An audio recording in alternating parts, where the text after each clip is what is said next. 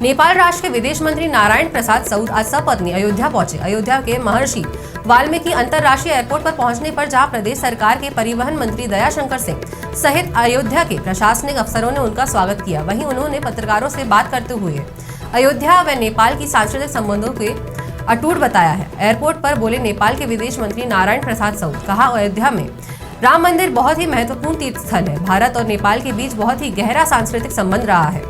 दोनों सरकार के बीच में ही नहीं, जनता के बीच में भी उतना ही गहरा संबंध रहा है। भगवान राम की शादी माता जानकी से जनकपुर के राम जानकी मंदिर में हुई थी, जिसके लिए हमारे बीच जो गहरा संबंध है वह सांस्कृतिक रूप से भी बहुत महत्वपूर्ण है। नेपाल और भारत सरकार दोनों देशों के बीच में जो सांस्कृतिक संबंध है उसको और मजबूत करने के लिए प्रयत्नशील है।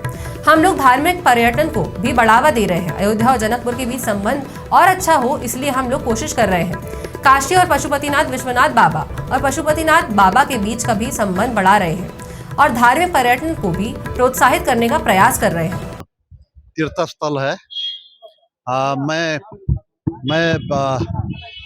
भारत सरकार के द्वारा आयोजित रायसीना डायलॉग में सहभागी होने के लिए नया दिल्ली आया था और उसके बाद भगवान श्री राम का दर्शन करके हम लोग अयोध्या आए हैं। इस बीच में यहाँ के प्रशासन, पत्रकार, सभी लोगों ने जिन्होंने हमारा स्वागत किया है, उनको हम हार्दिक धन्यवाद देते हैं और हम प्रभु राम का दर्शन करने के बाद बाय रोड हम नेपाल चले जाएंगे। धन्यवाद।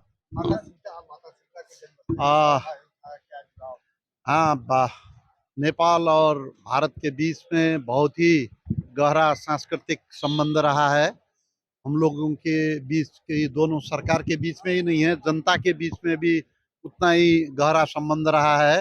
भगवान राम की शादी माता जानकी के साथ जनकपुर में राम जानकी मंदिर है, जनकपुर में हुई थी।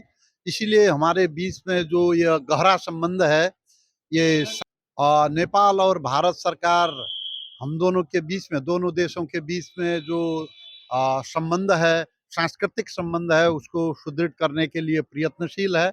हम लोग धार्मिक पर्यटन को भी बढ़ावा देने की कोशिश कर रहे हैं। हमारे बीच में अयोध्या और जनकपुर के बीच में संबंध स्थापित करने के लिए हम लोग। आज के लिए बस इतना ही। देखते रहिए हिंदी खबर एक्सप्रेस। धन्यवाद।